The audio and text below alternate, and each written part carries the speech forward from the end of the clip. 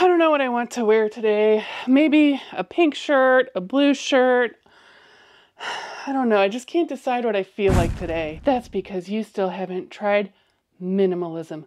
Look at me. I only wear the same black t-shirt every single day. I mean, isn't that like every other black t-shirt?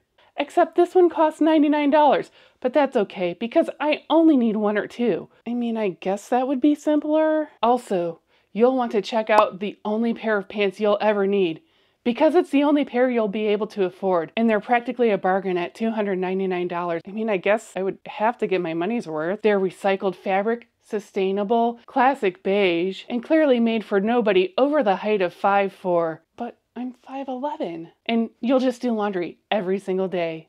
Every day? I just love doing laundry. A lot of times when we think of minimalism, we're reminded of people who feel like a very minimal, simplified wardrobe. The black t-shirt, maybe jeans, and everything is just either all the same or extremely similar. There's nothing wrong with that if that really does help you throughout the day and you don't mind wearing the same stuff over and over. It's sort of like if you're willing to eat the same meals over and over and you're happy doing that, then do that if it makes your life simpler. For me personally, and I feel like this is true of a lot of women, we still want to have a variety of items in our closet, either for seasonality, maybe just being able to add some whimsy throughout the day. While there are times I might look at my closet and feel off or like nothing's jumping out to me, or maybe the thing I want to wear is in the laundry pile. It happens to everybody at some point that your energy is off, so then your clothing feels off. And I don't think that's always the reason to go ahead and get rid of things. I do believe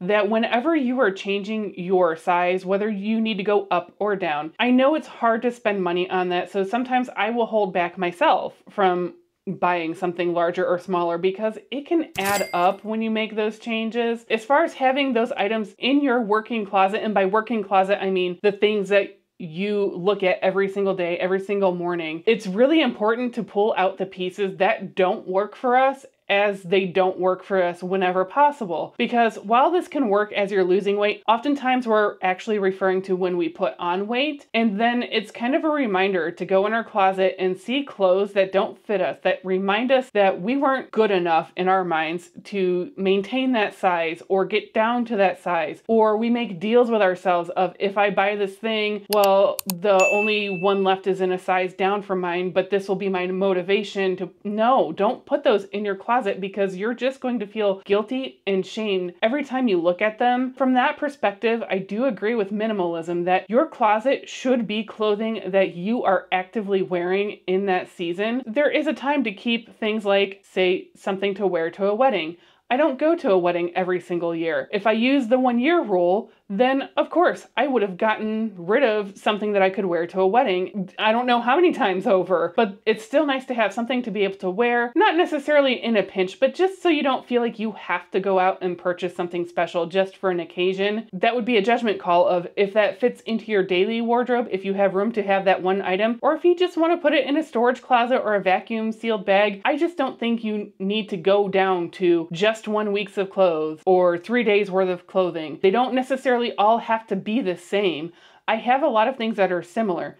And sure, if there is a particular piece of clothing that I get it and I absolutely love it, I might buy a backup of it for, you know, when inevitably I'm going to get some sort of stain on it, or I might get it in multiple colors if I really do enjoy it. That's just a personal choice, because as long as I have the room in my closet, I'm going to do it. It is nice to have breathing space in your closet and not to have stuff crammed in there. So I think it is worthwhile to actively evaluate what you're wearing at any given time. I do pull things out that don't belong for a particular season, just to make it easier for, you know, the season that we're going into, whether it's summer or winter or spring. Spring and fall can actually be a little bit challenging because sometimes you want a mix of both. But also by doing that, when I pulled everything from this last winter out, after I had decluttered all of my other stuff, then I realized, oh shoot, I actually don't have any short sleeve business casual things to wear to work. That said, hey, I need to go shopping. or otherwise I'm going to be wearing a sweater in July when it's 94. So it is good to keep evaluating these things. And when you go through your wardrobe, just like any other decluttering, it is not a one-time event that you do it and you're done. It's I don't want to say a constant evaluation, because I don't want you to feel like you have to think about it every time you open your closet doors or curtains in my case. Have it maybe even just on Sundays or once a month, just go, you know what, I kind of need to check out all the stuff, or even just at the change of the seasons like I did. And then I went, oh no, I need clothing for work, because they kind of prefer when I wear clothing to work. And then, of course, there are going to be minimalists that say invest in all the best and it will last longer. And honestly, I've had higher quality stuff that lasted way less than cheaper items. You shouldn't be made to feel bad that the types of things that minimalists are doing and buying don't fit your budget or your lifestyle or your own personal aesthetic. It's okay to be different and want to stand out a little bit. There's nothing wrong with that. There's also nothing wrong with wanting to blend it in or just simply not caring about fashion. I just find it ironic that I used to watch all of these minimalism channels, and all of the products that they were promoting, I was like,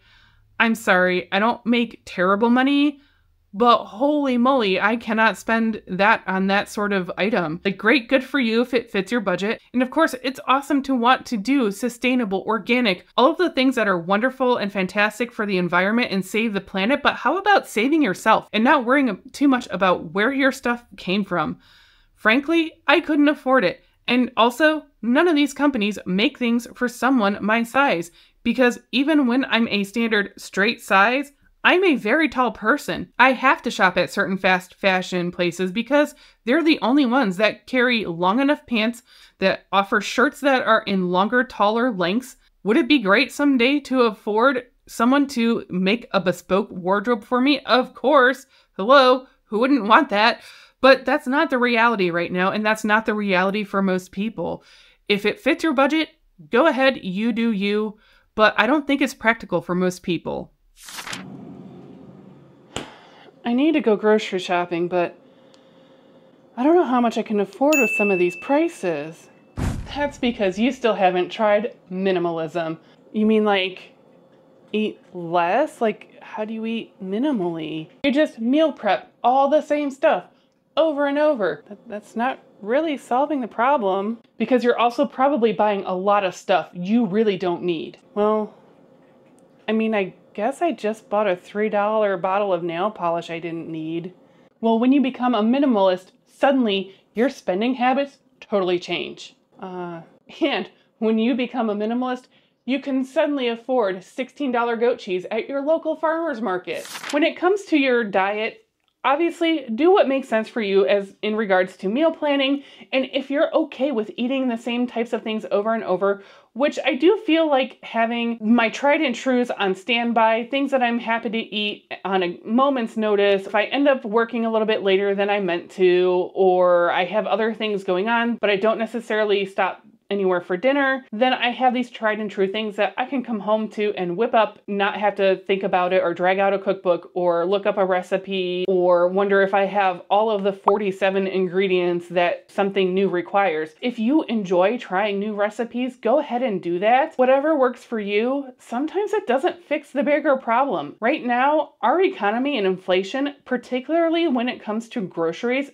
is astronomical. I don't care what anyone says. Things that I bought a year ago, 6 months ago, have doubled and tripled in some cases. This isn't an exaggeration either, because there's times where I'm like, oh, well, this thing is, this much in my mind, and I go to pick it up off the shelf, and I have to make that decision. Do I put it back, or am I willing to take that from something else? Maybe I don't need something else in my cart. From that standpoint, yes, we can curb our spending. There are a lot of benefits to paring down and making as much of our purchases as predictable as possible, sticking to a budget. All of those things are fantastic ways to gain control of your own finances, and minimalism will help when you reduce your spending, but you don't have to be a minimalist to reduce your spending or get down to a point where you're eating all soy, organic, vegan, whatever meals.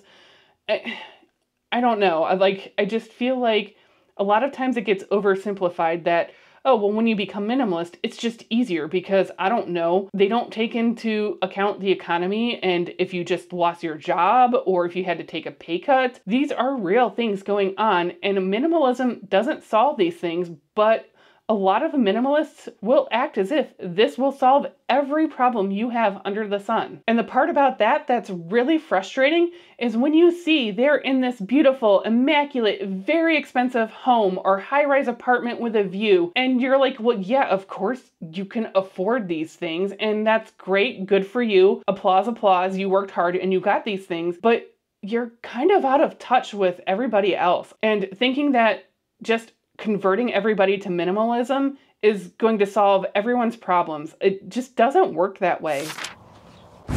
Oh, good. I could really use some help changing this flat tire. I see you're still not giving this minimalism stuff a real try. How is minimalism going to help with stuff like getting a flat tire? That doesn't even make sense. I keep telling you, minimalism just makes life so much easier. That doesn't even make sense. I don't know how many times I have to tell you. Well, I still have a lot of work to do. If you can go ahead and hand me that. Well, maybe one of these days you'll finally get it. You're not even going to help? Oh, great.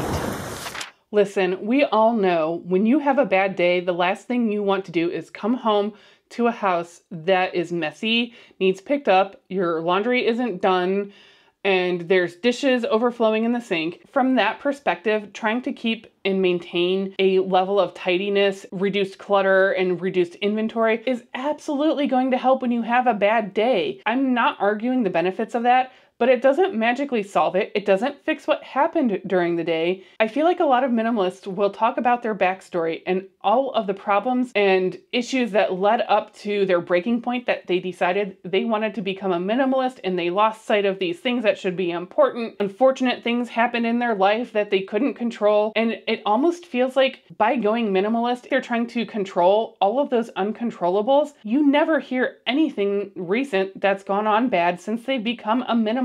It doesn't just magically stop all of these bad things or prevent them from happening. Unfortunate events are going to happen in our lives that we cannot control. But I also don't feel like anybody needs to be stressed out about, I need to have less than this, I need to have one bowl, I need to get down to this many pieces of clothing. At the end of the day, our inventory is our inventory, and it's not going to change the external things that we cannot control. I just get frustrated when it feels like the answer to all of your problems is minimalism. And truthfully, there are problems within minimalism. It feels a little bit OCD. Honestly, if it works for you, that's perfectly fine. Having been in minimalism, if I had a bad day, coming home and not necessarily needing to do much, if anything, housework-wise, was a blessing.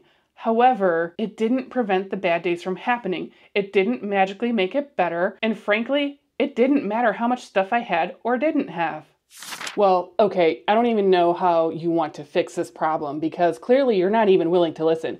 And honestly, like, you know what? Just never mind. I don't need this right now.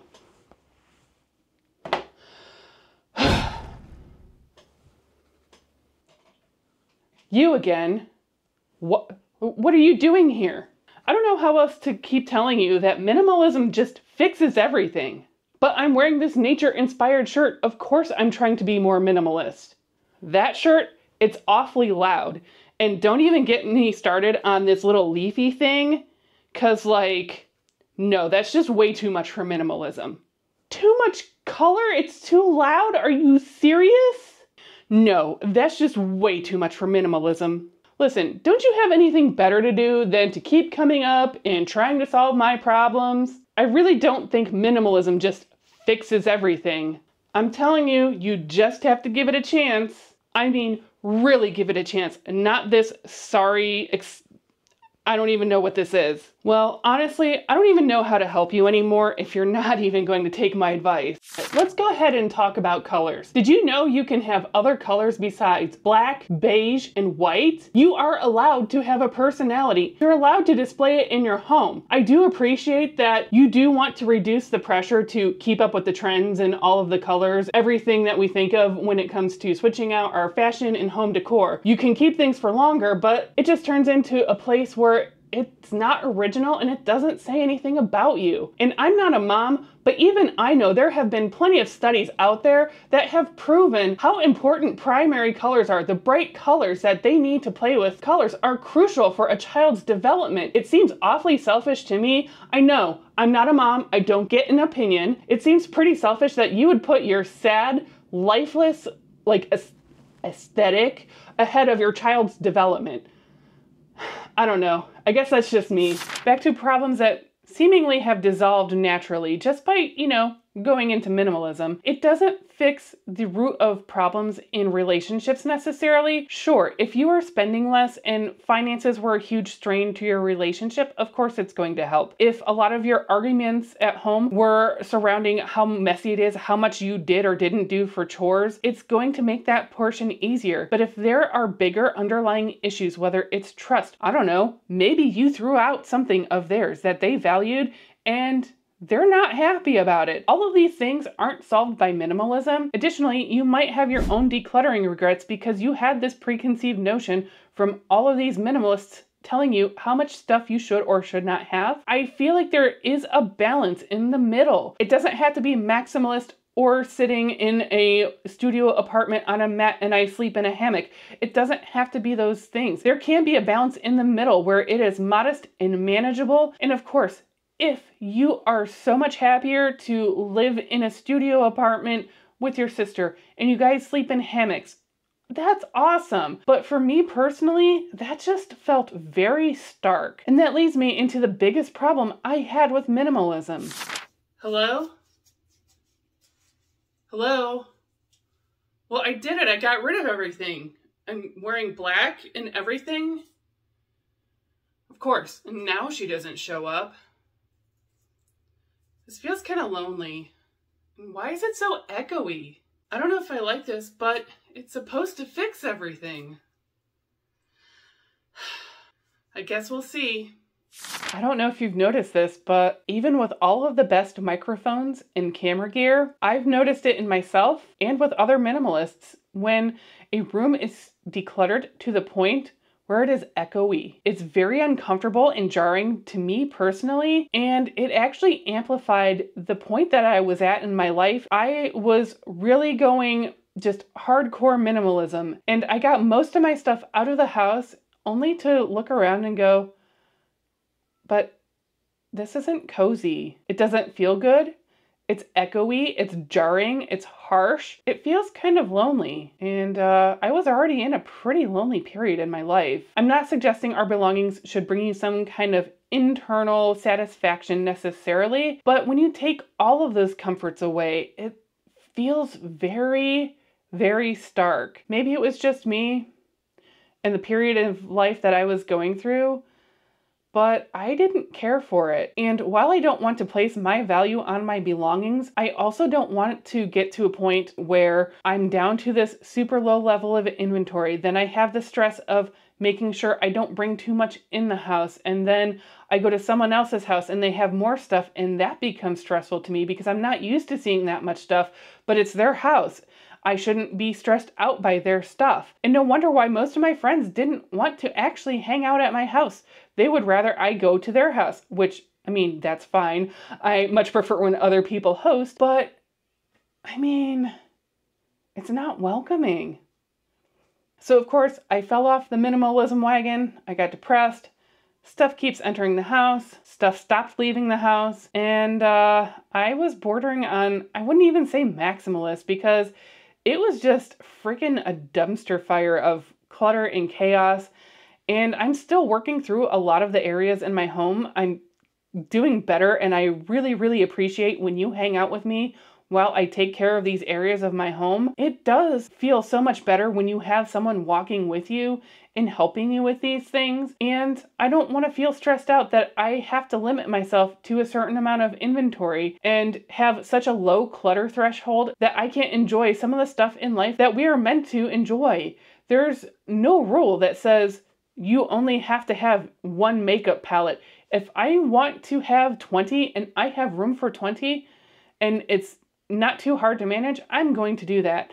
Now, if you're drowning in makeup palettes, maybe that's another story, and maybe you and I should hang out a little bit more often, and we can keep decluttering side by side. It's just knowing when to find that balance, and when you're starting to drown in clutter, or whether you're feeling like, oof, this is not comfortable at all, and I don't want people to feel like they can't visit, or they're afraid to spill something, or whatever, because my house is not a showroom. It is a home.